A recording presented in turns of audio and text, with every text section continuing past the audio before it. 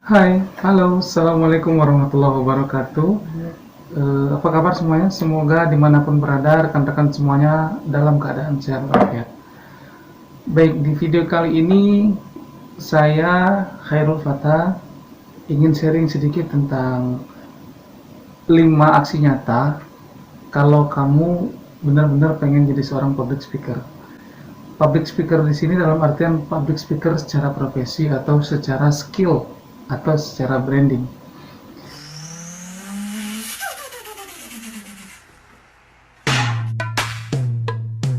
Ay, ay, ay.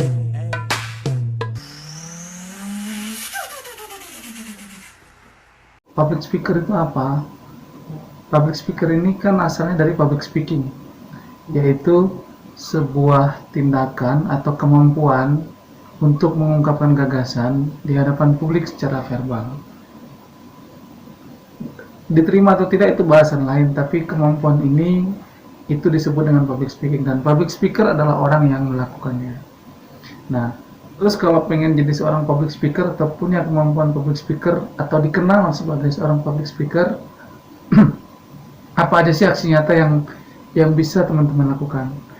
Yang pertama, kalau untuk awal belajar itu terserah mau ngomong apa aja, yang penting mau berani dulu di depan. Tapi ketika pengen lanjut ke next step, pertama langkah yang harus teman-teman lakukan adalah menentukan topik bahasan atau kualifikasi teman-teman untuk menjadi seorang pembicara. Coba buat list kualifikasi kamu sebagai seorang pembicara atau kemampuan potensi kamu sebagai seorang pembicara. Misal, kamu punya cerita inspirasi yang menurutmu layak untuk dibagikan, atau kamu punya ilmu teknis tentang sesuatu dan ini orang lain butuhkan, atau kamu punya informasi tentang sesuatu yang dibutuhkan oleh orang lain. Bikin list ini dulu, buat list ini, lalu tentukan mana yang ingin kamu pertajam. Lalu setelah itu, yang kedua, mulai cari pengalaman berbicara di depan umum, seperti komunitas, lingkungan kecil dulu saja, dan usahakan kamu dapatkan feedback setelah kamu berbicara. Nah, cara menerima feedback ini, terima dulu, jangan langsung direspon, aku nggak seperti itu, nggak. Terima saja dulu, lalu cerna, perbaiki yang bisa diperbaiki, lanjutkan yang kira-kira bagus, pokoknya coba saja dulu terima feedback, karena ini akan membantu kamu memperbaiki diri atau memperbaiki kemampuan public speaking. Habis itu yang ketiga, setelah kerasa mulai enak nih ngomong nih, coba kamu daftarkan diri kamu ke level yang lebih besar. Misalnya kamu coba daftarkan diri kamu jadi relawan untuk berbicara di konferensi atau kegiatan seminar yang skalanya lebih besar. Terserah, mau berbayar, mau gratis dulu nggak apa-apa. Yang penting kamu punya kesempatan atau portofolio untuk bicara di skala publik yang lebih besar. Kemudian setelah itu kamu rasa udah lebih sering nih, jam terbang udah lebih banyak, pengen mulai lebih terorganisir atau lebih terlegalkan, boleh kamu coba email WO atau instansi-instansi pelatihan dan lain-lain yang menurut kamu punya divisi atau core usaha yang berhubungan dengan public speaking atau dengan kemampuan kamu.